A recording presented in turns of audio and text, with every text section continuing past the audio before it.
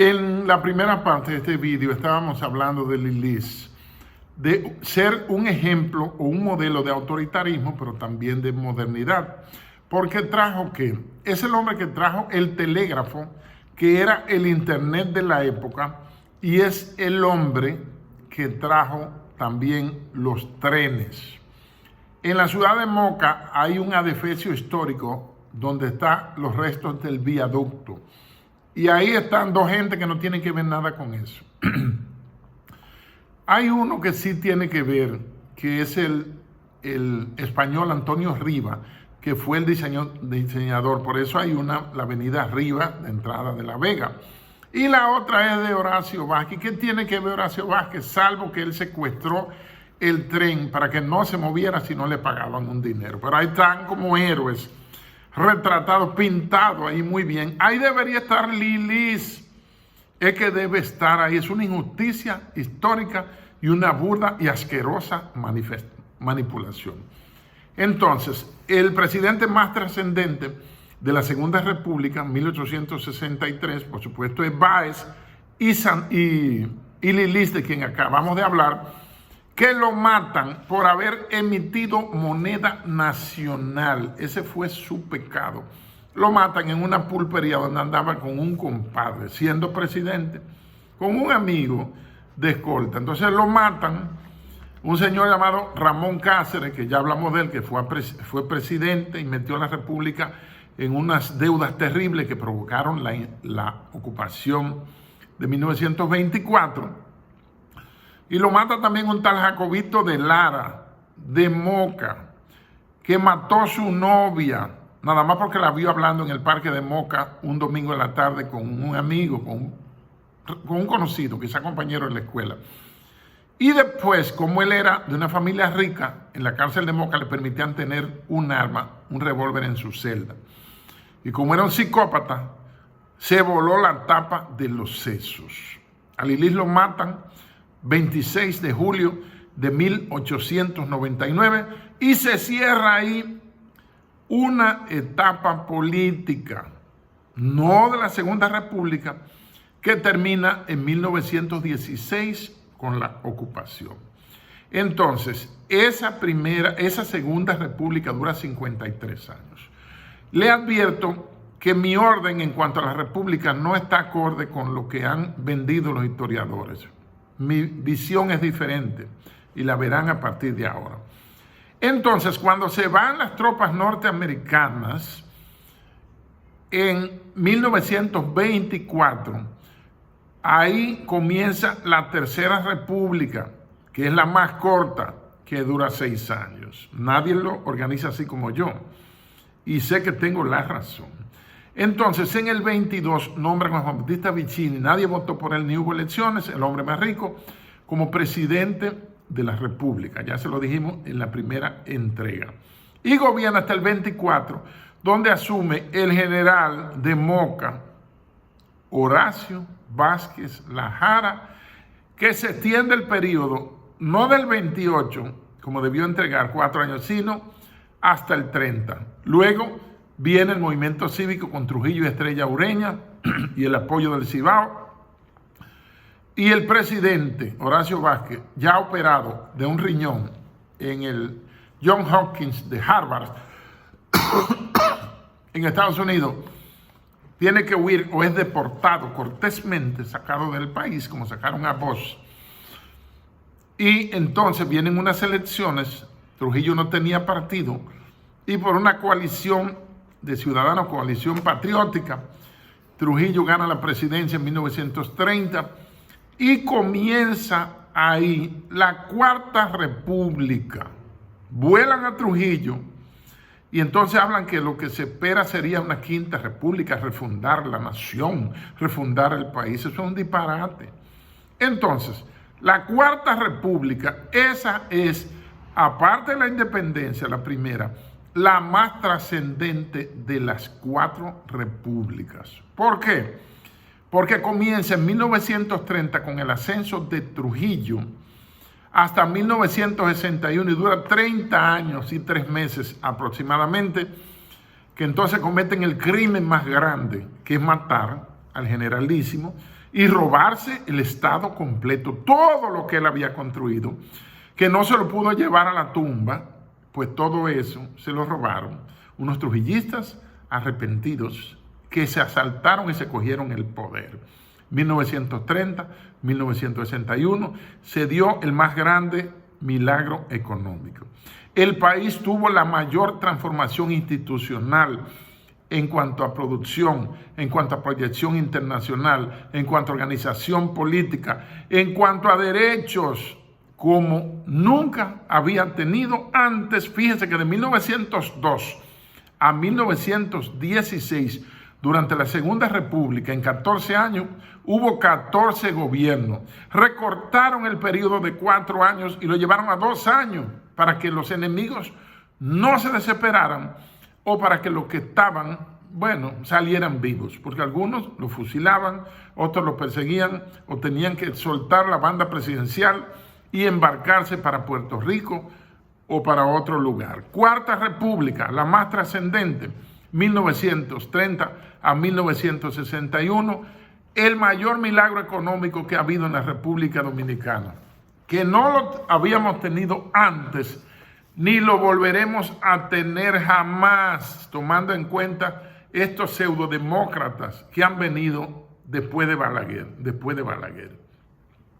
Entonces, la Quinta República comienza, no se sabe cuándo comienza, porque no se puede decir que el magnicidio de matar a Trujillo y que además los matadores de Trujillo, que eran trujillistas beneficiados, ahí había 3 administradores de 3 de las empresas estatales, ahí en la conjura para matar a Trujillo.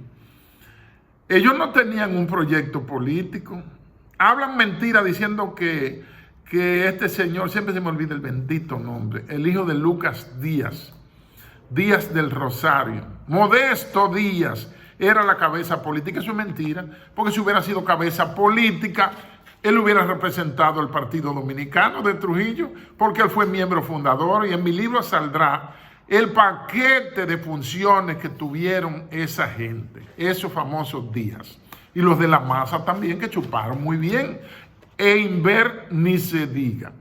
Entonces a Trujillo lo matan un grupo de trujillistas retirados. Cuarta República, 1930-1961. Y no se sabe cuándo comienza la Quinta República, que es la que estamos viviendo ahora, que va del 61 hasta la actualidad. Porque ¿qué pasó? Mataron a Trujillo.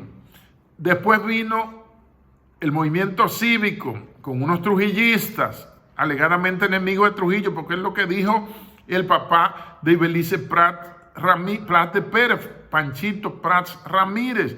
Dijo, el 29 de mayo del 61, todos los dominicanos éramos trujillistas.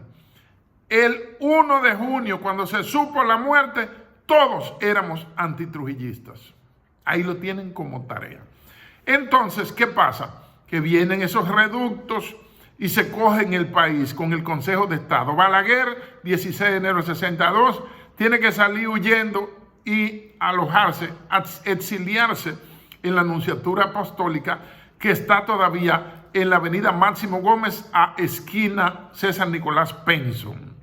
Y él vivía al lado, en el patio, un anexo que hizo en la casa de su hermana Emma Balaguer. No Emma, Emma Balaguer. Emma, se lo repito. Entonces, Balaguer se va y se queda el Consejo de Estado gobernando y se reparten todo lo que pueden repartirse. ¿Dónde nos llevó el Consejo de Estado? A las elecciones 20 de diciembre de 1962. Bosch y Segundo González Tamayo, un médico, sacan la más alta puntuación de la historia, que solo fue rota por Danilo Medina en su primera elección. Ya ustedes saben cómo. Entonces, ahí cogió cuarto, todo el que le daban cogía dinero. Y él le puso una teta, un pichuete de la teta nacional a cada uno de sus familiares para que beban y chupen. Eso hizo ese indigno. Pero ya le haremos un videito, ese azaroso. Perdóneme, yo no quise decir eso. Dios me perdone. Él que me perdone también. Entonces, ¿qué pasa? Que asume Bosch lo tumban a los 7 meses por una conjura empresarial, militar, policial, política y de sotanas. Nada más para los militares, el golpe militar, sí, militar. Los militares y los policías trabajaron como peones de ese poder empresarial que destutanó a Juan Bosch y mandaron al mismo Camaño a custodiarlo en un barquito para Puerto Rico, a deportarlo. Entonces, la Quinta República no se sabe cuándo ha comenzado. ¿Por qué? Podríamos decir que va Consejo de Estado, Gobierno de Bosch, golpe de Estado de Bosch, 25 de septiembre del 63, y luego, ¿qué viene? Nos metemos en un bendito triunvirato formado por gente que eran primos y hermanos de crianza de los mismos del Consejo de Estado que hicieron la ley, el decreto ley 5880, que prohíbe toda loa a Trujillo, pero a Trujillo lo habían matado ya. Trujillo está muerto, convénzanse. Y no azaren más con Trujillo. Superemos a Trujillo, como hizo Venezuela, que superó a Juan Vicente Gómez, como hizo Colombia, que superó a Rojas Pinilla, como hizo Brasil, como han hecho los otros países. Aquí seguimos patinando en el cuco de Trujillo para hacernos pasar las peores letrinas de democracia. Así se lo claro y pelado. Entonces, luego de que pasa la purga de la guerra civil, pero que eran militares y civiles peleando, con una ocupación de 42,000 marines y la operación limpieza matando gente, nada más por sospecha, que hizo Inver y que no dio respuesta ante los tribunales ni ante la historia, antes de irse para el Hades o el Seol. Entonces, ¿qué más? Llega Balaguer 1 de junio del 66 las elecciones, 1 de julio del 66 asume, y lo mismo en Triunviro, y lo mismo del Consejo de Estado, le mandan una carta con una lista de generales y coroneles de la Fuerza Armada y de la Policía para que él los pensione y los cancele por la supuesta colaboración con el régimen de Trujillo, pero no incluyeron a ninguno de los que tumbaron a Bosch. Acabo de descubrir eso ahora. Ninguno de los firmantes del acta de deposición donde estuvo Víctor Elvis Viña Román, que era el secretario de Estado de la Fuerza Armada, donde estuvo Belisario Peguero Guerrero, que era jefe de la policía, donde estuvieron los jefes de la Fuerza Aérea, de la Marina y todo el que quiso firmar, y por supuesto Inver Barreras, deponen, que no era guardia en ese tiempo, deponen, porque Balaguer es que lo nombra a él y a mí a Matío como generales vitalicios, y después lo nombran héroe nacional. Oiga, hay que tragar vainas leyendo la basura de libros de historia dominicana. Entonces, luego de ahí vienen los 12 años de Balaguer, que fue una democracia dura, o fue posiblemente, parafraseando a Pinochet, una dicta blanda. Cualquiera de las dos, la que a usted le guste. Luego de Balaguer, en esos 12 años, había que salir de Balaguer en el 78. La primera vez que yo voté en mi vida fue en 1978. Yo no era policía y había que salir de Balaguer, aunque hubo que mandarlo a buscar nuevamente en el 86 ante el desastre del gobierno. El de Antonio Guzmán fue muy buen gobierno, hasta se suicidó. Y el desastre del gobierno de Jorge Blanco, un sangrú indeseable que nos gobernó, corrupto, entreguista. El dólar se puso a 3 pesos por uno y la gasolina a 20 pesos el galón. Y militarizó el país, la capital mayormente San Francisco, y volvió las armas de la República contra la población. Algo que no hizo Trujillo. Durante Trujillo no se ametralló población, pero eso lo hizo Héctor García Godoy, primo y hermano de crianza de los mismos del triunvirato, que era un triunvirato de 2, eso nunca se había visto en la historia. Y ellos pusieron a García Godoy para que le tape las faltas.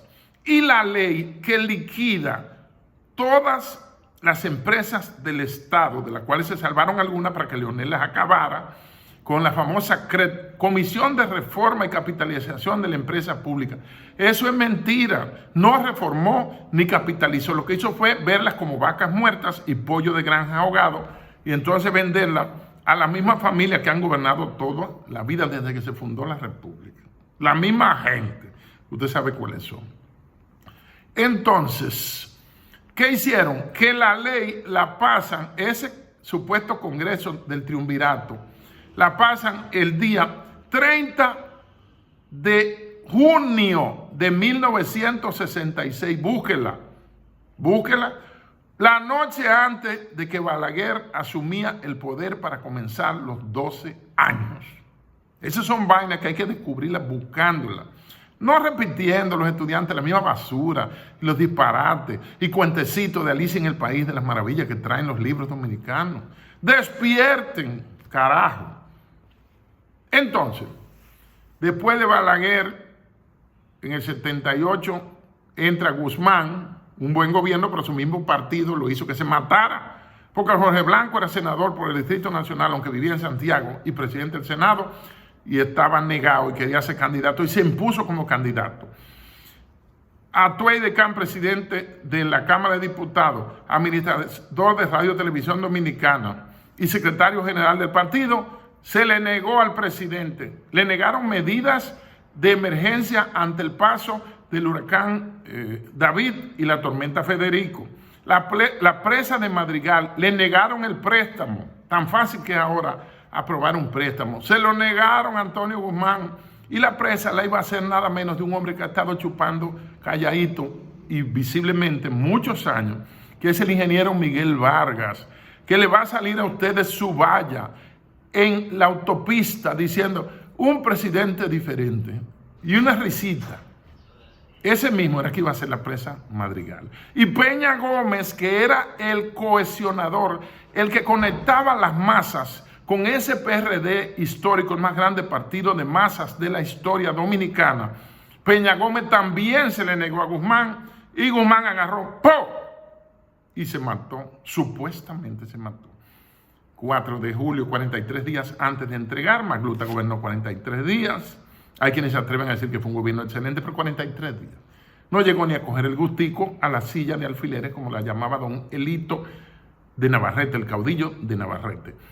Entonces, después sale Jorge Blanco preso para la cárcel preventiva en el Sánchez Lafayette.